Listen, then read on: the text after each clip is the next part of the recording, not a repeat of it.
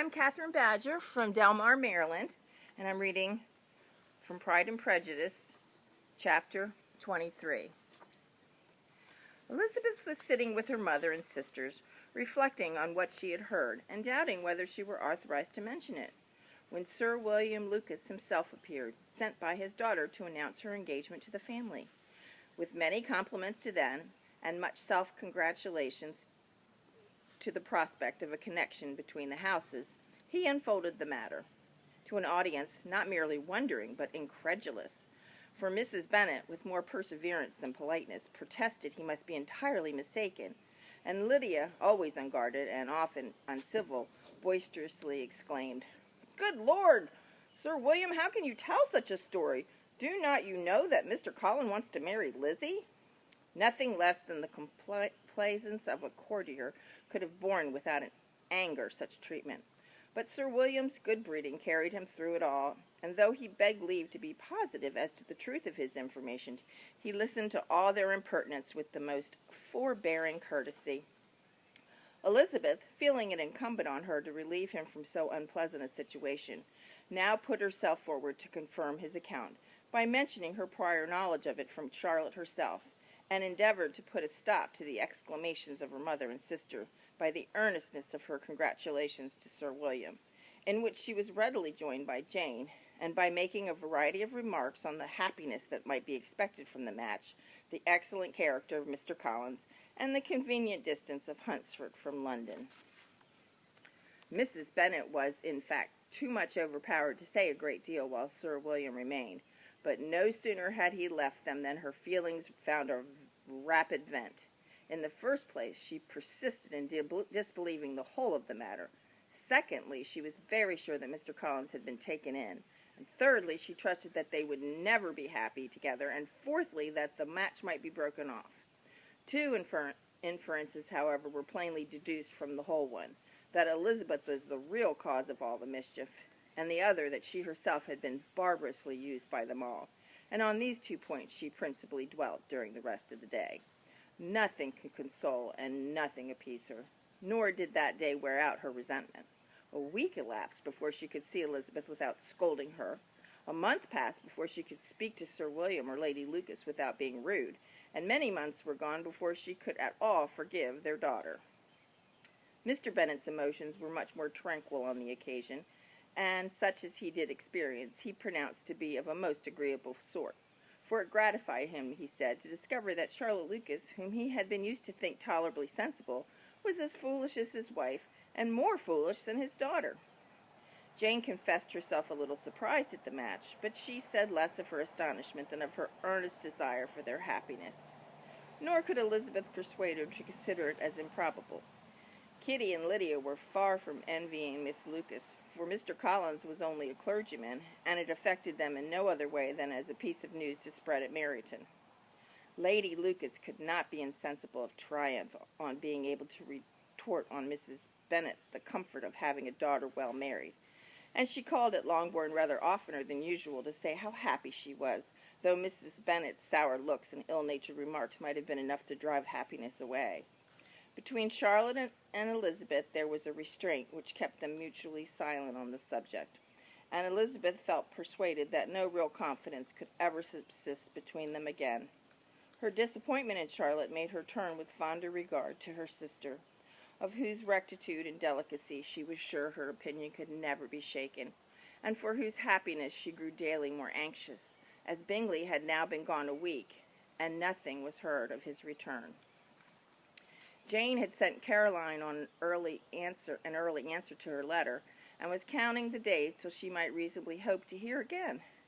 The promised letter of thanks for Mr. Collins arrived on Tuesday, addressed to their father, and written with all the solemnity of gratitude which a 12 months' abode in the family might have prompted. After discharging his conscience on that head, he proceeded to inform them, with many rapturous expressions, of his happiness in having obtained the affection of their amiable neighbor, Miss Lucas, and then explained that it was merely with the view of enjoying her society that he had been so ready to close with their kind wish of seeing him again at Longbourn, whither he hoped to be able to return on Monday fortnight. For Lady Catherine, he added, so heartily approved his marriage that she wished it to take place as soon as possible, which he trusted would be an unanswerable argument with his amiable Charlotte to name an early day for making him the happiest of men. Mr. Collins' return to Hertfordshire was no longer a matter of pleasure to Mrs. Bennet. On the contrary, she was so much disposed to complain of it to her husband. It was very strange that he should come to Longbourn instead of to Lucas Lodge. It was also very inconvenient and exceedingly troublesome. She hated having visitors in the home while her health was so indifferent, and lovers were of all people the most disagreeable. Such were the gentle murmurs of Mrs. Bennet, and they gave way to only the greater distress of Mr. Bingley's continued absence. Neither Jane nor Elizabeth were comfortable on this subject. Day after day passed away without bringing any other tidings of him than the report which shortly prevailed on Meryton of his coming no more to Netherfield the whole winter, a report which highly incensed Mrs. Bennet, and which she never failed to contradict as a most scandalous falsehood. Even Elizabeth began to fear, not that Bingley was indifferent, but that his sisters would be successful in keeping him away.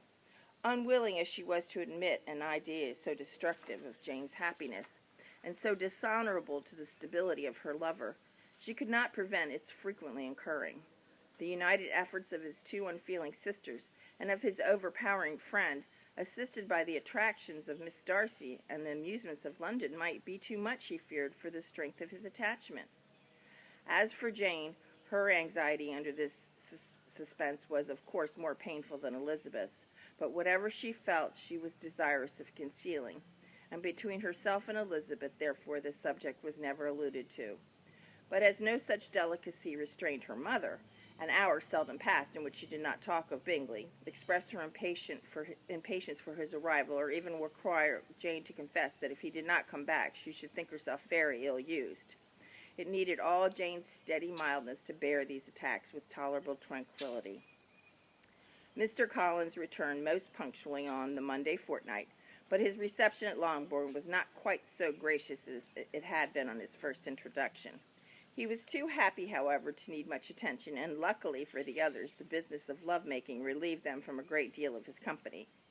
The chief of every day was spent by him at Lucas Lodge, and he sometimes returned to Longbourn only in time to make an apology for his absence before the family went to bed.